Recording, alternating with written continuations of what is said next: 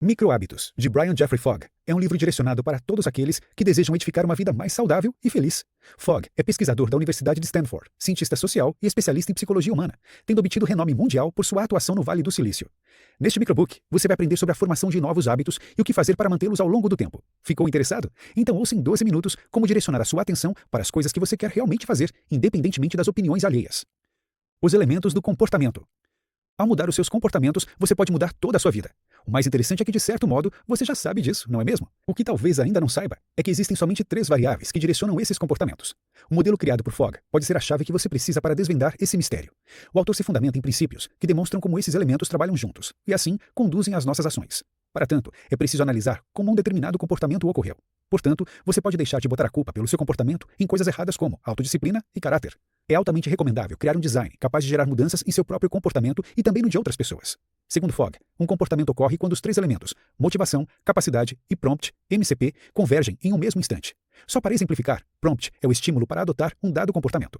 Capacidade, por sua vez, é a possibilidade de adotar esse comportamento. Por fim, a motivação é o desejo de incorporá-lo em seu dia a dia. Motivação, foco no ajuste.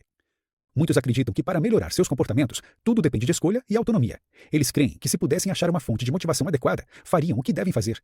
Esse infeliz raciocínio coloca toda a responsabilidade sobre os seus ombros, pois tudo dependeria de sua capacidade de se automotivar. Fogg deseja mudar isso. Ele quer que os seus leitores estejam cientes de que ao se concentrarem apenas na motivação, ignorarão 2 elementos centrais que impulsionam o comportamento, prompt e capacidade. Suponhamos que alguém lhe faça a seguinte proposta. Se você reduzir imediatamente os níveis de glicose em seu sangue para patamares normais, receberá $1 milhão. Ora, essa quantia é uma grande motivação, não é mesmo? Porém, você alcançaria esse resultado instantaneamente? Provavelmente não. A motivação tomada isoladamente não produz nenhum efeito positivo. Você não alcançará suas aspirações ou terá bons resultados contando exclusivamente com altos níveis de motivação. Todavia, se tende a focar somente na motivação, fique tranquilo, você não é o único. O que nosso autor propõe é a consciência de que não podemos confiar somente nesse fator para promover mudanças realmente duradouras. Caso contrário, não conseguirá sustentá-las, projetá-las ou modificá-las com segurança. Capacidade. Aumente suas habilidades.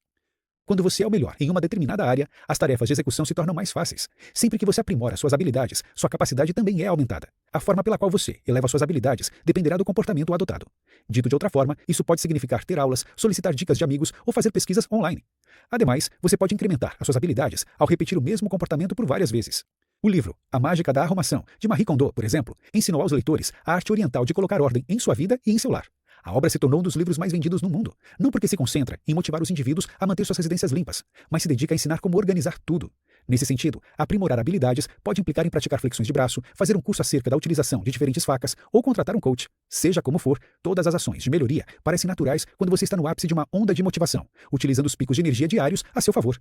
O problema é que essas ações tendem a ser isoladas. Reflita, se elas facilitam a incorporação de futuros comportamentos saudáveis, por que não praticá-las quando estiver se sentindo sempre cheio de energia?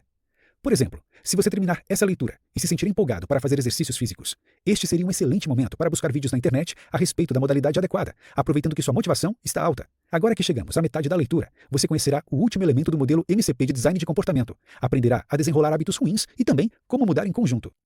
Prompts, o poder do depois. Os prompts são, de acordo com o autor, guias invisíveis em nossas vidas. Diariamente, acontecem centenas deles. Todavia, mal os notamos. Na maioria das ocasiões, simplesmente entramos em ação.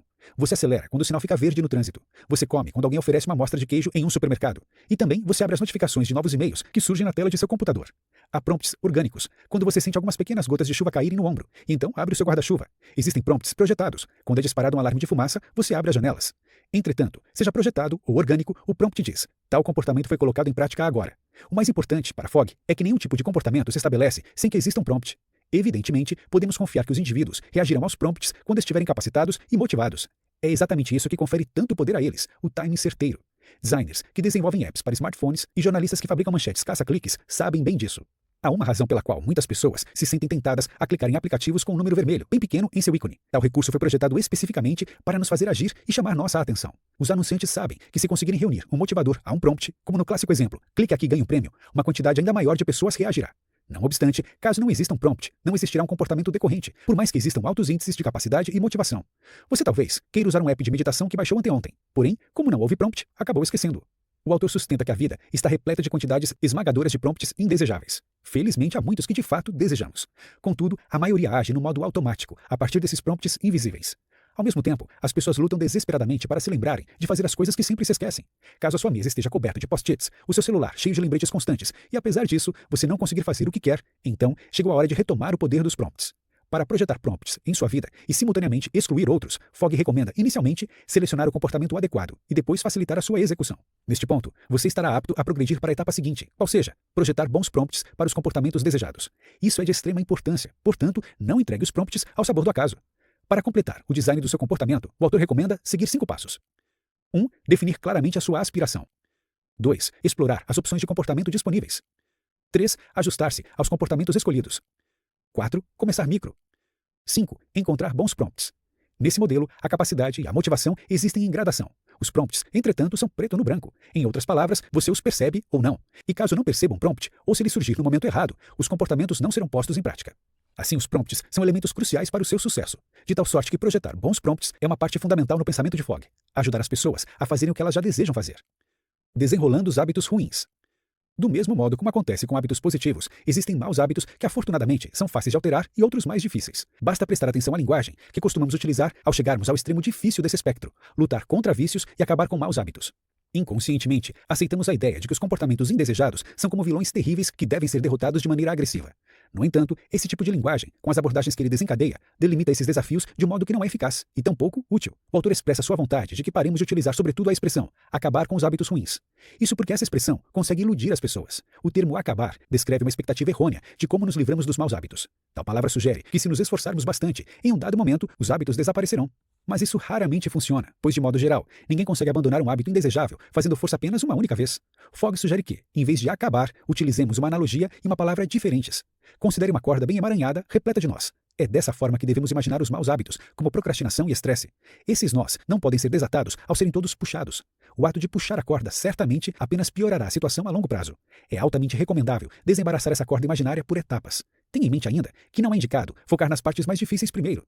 Isso porque o emaranhado mais complexo está precisamente dentro do nó. Logo, você deve adotar uma abordagem sistemática, a fim de encontrar os nós mais fáceis de desatar. Como mudar em conjunto?